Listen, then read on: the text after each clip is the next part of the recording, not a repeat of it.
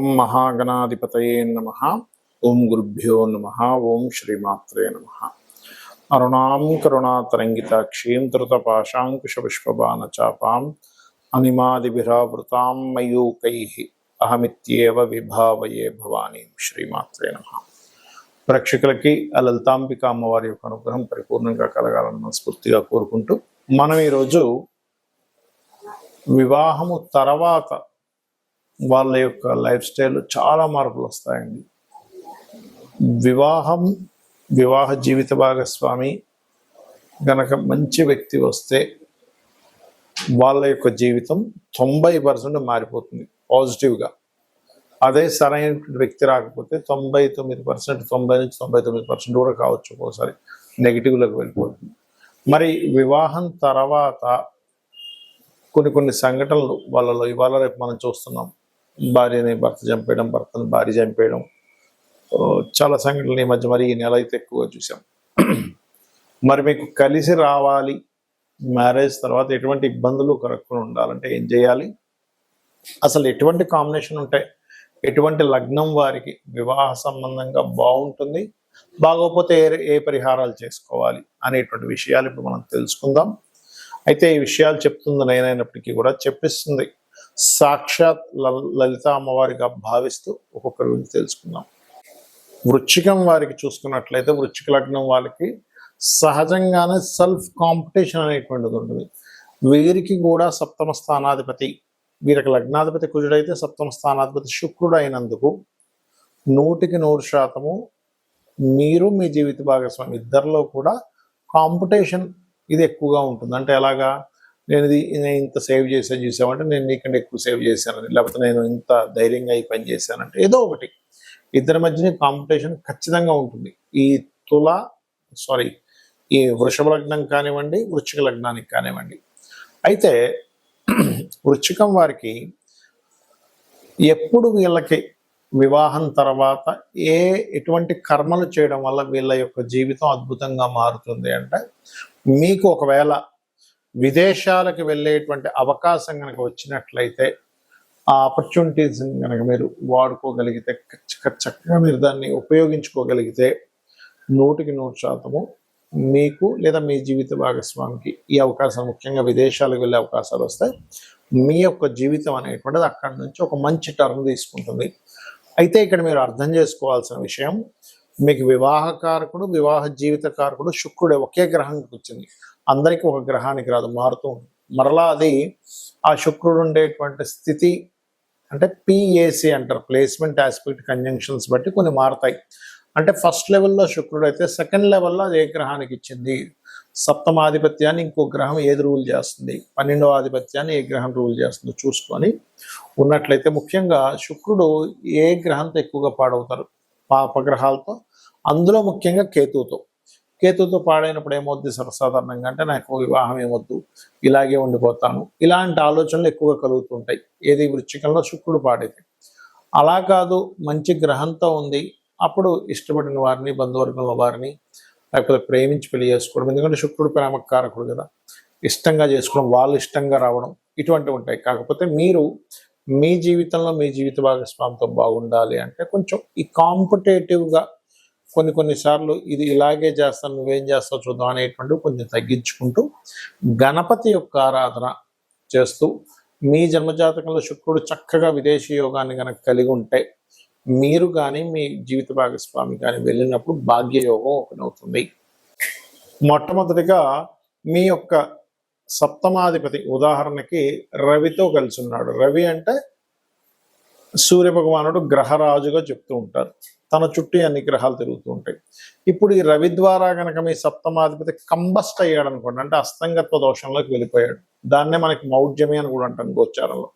అప్పుడు సూర్య భగవానుడికి చేసుకోవాలంటే ఏంటి, సూర్య ఆరాధన చేసుకోవడం, ఆదిత్య హృదయం చదవడం, గోవులకి గోధుమ రవ్వ తినిపించడము,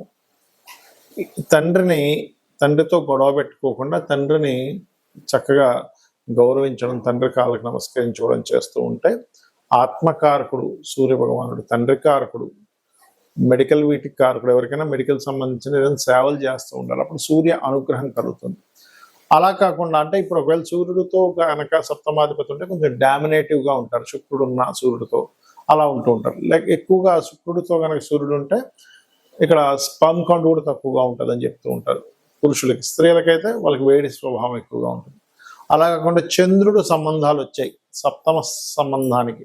చంద్రుడు అంటే ఏంటి? చంచలత్వము. అది స్త్రీకి కావచ్చు, పురుషుడికి కావచ్చు. మీకు వచ్చే జీవిత భాగస్వామి కాస్త ఎక్కువగా ఎమోషన్గా ఉండడం, కొంచెం స్థిరత్వం లేకపోవడం ఇలాంటివి జరుగుతుంటాయి. అలాంటప్పుడు బియ్యము దానంగా ఇవ్వడం, ఇందాక రవి అయితే గోధుమలు, బియ్యం దానంగా ఇవ్వడం, గోవులకి ముల్లంగి తినిపించడము, అదేవిధంగా కాస్త నీటి ప్రదేశాలు వెళ్ళినప్పుడు కొంత జాగ్రత్తగా ఉండడము, ఎక్కువ ఎమోషన్స్ అయిపోయేటప్పుడు వారిని మెడిటేషన్ చేయమని చెప్తూ ఉండాలి. ఏమవుద్దంటే ఓవర్ ఎమోషన్స్ అయిపోవడం, తద్వారా కూడా ఇద్దరి మధ్యన గొడవలు వస్తూ ఉంటాయి.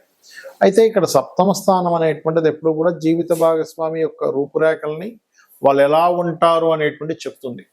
కానీ 12వ స్థానం అనేటువంటి ఉంటుంది. అదేమిటంటే మీ మ్యారిటల్ లైఫ్ ఆఫ్టర్ మ్యారేజ్ తర్వాత ఎలా ఉంటుందో అని చెప్తుంది. దానికి కూడా ఇప్పుడు ఇందాక మనం చెప్పుకున్నటువంటి రవి సంబంధం వస్తే ఈగో క్లాషెస్ వల్ల, చంద్ర సంబంధం వస్తే ఓవర్ ఎమోషన్స్ వల్ల, అంటే నా ఎమోషన్స్ నీకు అర్థం అవ్వట్లేదు, లేకపోతే నీ ఎమోషన్స్ నువ్వు సరిగా వ్యక్తపరచట్లేదు అనేటువంటి ఎక్కువగా వస్తుంటాయి చంద్రుడు.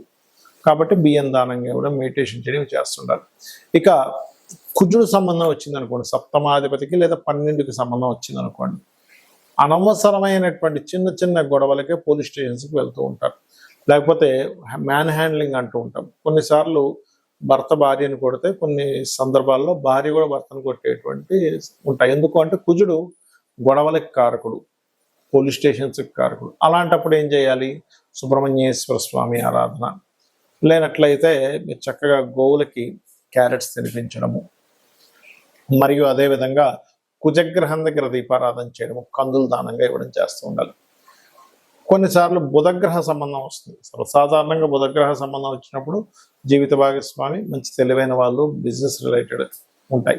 కానీ ఆ బుధుడు పాడై సంబంధం వచ్చింది, అంటే నీచ సంబంధం వచ్చింది, ఇంకో పాపగ్రహంతో కలిసి ఉన్న బుధుడు, అలాంటప్పుడు ఏమైపోతుంది అంటే ఇంకా వాదిస్తూ ఉంటారు జీవిత భాగస్వామి. మీరు ఏం చెప్తున్నా సరే దాని మీద ఒక వాదన, మీరు మంచి చెప్పిన వాదన వస్తుంది, ఏదైనా ఇష్యూ వచ్చినా వాదన, ఖచ్చితంగా వాదన వస్తూ ఉంటుంది బుధుడు పాడైతే కనుక. అలాంటప్పుడు ఇంట్లో ఎక్కువగా విష్ణు సహస్రనామాలు వింటూ ఉండాలి.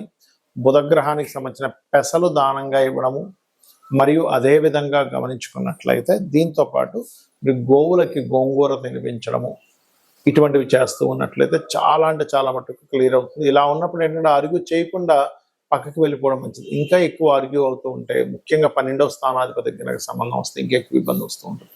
అదేవిధంగా బంధువర్గం మూలంగా కొన్ని అపనిందలు పడడం, నువ్వు భర్తను సరిగ్గా చూసుకోవట్లేదంట, భార్యను సరిగ్గా చూసుకోవట్లేదంట అని. అది ఒక్కొక్కసారి మీరు ఎంత బాగా చూస్తున్నా ఒక చిన్న ఇష్యూయే అది అందరికీ వెళ్ళిపోవడం, ఒక గాసిప్ లాగా ఇట్లాంటివి జరుగుతుంటాయి. మరి గురుగ్రహం చాలా మందికి ఏమనిపిస్తుంది అంటే గురువు మంచివాడే కదండి, కలిసి ఉంటే ఇంకేంటి. కానీ మీ లగ్నానికి పాపి అయి సప్తమాధిపతితోనో 12తోనో, లేదా సప్తమ పోర్ట్ఫోలియోతోనో 12వ పోర్ట్ఫోలియోతో కనుక కనెక్ట్ అయ్యి పాప అయితే కనుక అప్పుడు జరిగేది ఏమిటంటే, చూడ్డానికి బయటకు కొన్నిసార్లు కొంతమంది బాగా ధర్మంగా ఉన్నారనిపిస్తుంది, కానీ వాళ్ళు కొన్ని అధర్మపరమైనటువంటి పనులు చేయడం వల్ల, ఎథిక్స్ లేకుండా చేసిన పనుల వల్ల ఇద్దరి మధ్యన విభేదాలు వస్తూ ఉంటాయి. లేకపోతే ఇంట్లో భర్త కానీ భార్య కానీ పూజ చేస్తానంటే భార్య వద్దనడం, ఇటువంటివి ఎక్కువగా జరుగుతుంటాయి గురువు పాడైనప్పుడు. అలాంటప్పుడు దక్షిణామూర్తి ఆరాధన చేయడము, శనగలు దానంగా ఇవ్వడం, మీరైనా ఇవ్వచ్చు, మీ జీవిత భాగస్వామితోనైనా ఇప్పించవచ్చు. అలాగే గోవులకి గోసేవ చేసుకుంటే అరటికాయలు, సన్నగా తురిమి అరటికాయలు, మనం కూర వండుకునేది అరటి పళ్ళు కాదండి, అరటికాయలు తినిపించడం చేస్తే బాగుంటుంది. ఇక కొంతమందికి డైరెక్ట్గా శుక్రుడే పాడవుతాడు. అంటే ఇది ఎంత డేంజరస్ అంటే, ఇది ఎక్కువగా మన ధనులగ్నానికి ఎక్కువ దీని ఎఫెక్ట్ ఉంటుందండి. ఎందుకంటే షష్టమ లాభాధిపతి పూర్వజన్మ కర్మకారకుడు. సో ఎప్పుడైతే పూర్వజన్మ కర్మకారకుడే పోర్ట్ఫోలియో వహించాడు అనుకోండి, అప్పుడు ఏమైపోతుంది అంటే మరింత ఎక్కువ ప్రభావం చూపిస్తూ ఉంటుంది. అలాంటప్పుడు శుక్రుడే పాడైనప్పుడు మీరు చేయవలసినటువంటిది లలితా సహస్రనామాలు ఎక్కువగా చేస్తూ తీపి చపాతీలు గోవుకి తినిపిస్తూ ఉండాలి. దీంతో పాటు శుక్రవారాలు ప్రధానంగా అమ్మవారి ఆలయాలకు వెళ్ళడం చేస్తున్నట్లయితే ఖచ్చితంగా మీకు ఈ యొక్క ప్రభావం అనేటువంటి తగ్గుతుంది. ఇక మరి కొంతమందికి శని ప్రభావం ఉంటుంది సప్తమ స్థానానికి. అలాంటప్పుడు ఏమవుతుందంటే లేట్ మ్యారేజెస్ అవ్వడం, ఎప్పుడు ఏదో ఒక నిందలు పడ్డం వివాహం తర్వాత, అదేవిధంగా వివాహం తర్వాత చాలా విషయాలు లేట్ అవ్వడం జరుగుతుంటుంది. అలాంటప్పుడు ఏమీ కంగారు పడకుండా మీరు చక్కగా నువ్వులు దానంగా ఇవ్వడము, గోవులకి బెల్లం తినిపించడం ఇట్లా చేస్తుండాలి. ఇక రాహుకేతువుల ప్రభావం వస్తే ముఖ్యంగా రాహు ఇల్యూజన్కి, ఇమాజినేషన్కి కారణం. వచ్చేటువంటి వారు ఎక్స్పెక్టేషన్స్ ఎక్కువ పెట్టుకుంటారు. కాబట్టి రాహు ప్రభావం ఉన్నప్పుడు దుర్గా ఆరాధన చేయడం, మినుములు దానంగా ఇవ్వడం చేస్తూ ఉండాలి. కేతు ప్రభావం ఉంటే కాస్త సెపరేషన్, అప్పుడప్పుడు దూరంగా ఉండడం జరుగుతుంటుంది. దాన్ని అర్థం చేసుకోవాలి. చాలా మంది ఏమంటారంటే నేను దూరంగా ఉండను అంటున్నప్పుడు అదేమవుతుంది, దూరంగా ఉండే యోగాలు భార్యాభర్తల మధ్యన వచ్చినప్పుడు వీళ్ళు కొంతకాలం దూరంగా పెడుతూ ఉండాలి. అందుకే మనకు చూడండి ఆషాఢ మాసంలో అమ్మాయిని ఫస్ట్ టైము వాళ్ళ పుట్టింటికి పంపిస్తూ ఉంటారు. అంటే ఏమిటంటే కొన్ని సార్లు కొన్ని విషయాలు ఆ గ్రహస్థితులు అలా ఉన్నప్పుడు అది వాంటెడ్లీ మనం చేస్తే దాని యొక్క దోషం పోతుంది. అయితే ఎవరికైనా వివాహం అవ్వట్లేదు, ఇలా శని సంబంధం అనో, రాహుక సంబంధం అనో, పాప సంబంధం సప్తమాధిపతికి వచ్చినప్పుడు లలితా సహస్రనామాల్లో ఉన్నటువంటి గొప్ప నామం అవుతుంది. అది చేసుకుంటే ఖచ్చితంగా మంచి సంబంధం, త్వరగా వివాహం అవుతుంది. ఓం కామేశబద్ధ మాంగళ్య సూత్ర శోభిత కందరాయ నమః. ఇక వివాహం అయిందండి కానీ మాకు ఇబ్బంది వస్తుంది, ఎప్పుడు ఏదో గొడవలు వస్తున్నాయి అనుకున్నప్పుడు మీ వ్యయాధిపతి అంటే మీ 12వ స్థానాధిపతి, 12వ పోర్ట్ఫోలియో కారకుడు ఏ గ్రహం ద్వారా పాడైందో తెలుసుకొని మనం ఇప్పుడు చెప్పినటువంటి దానాలు ఇవ్వడం.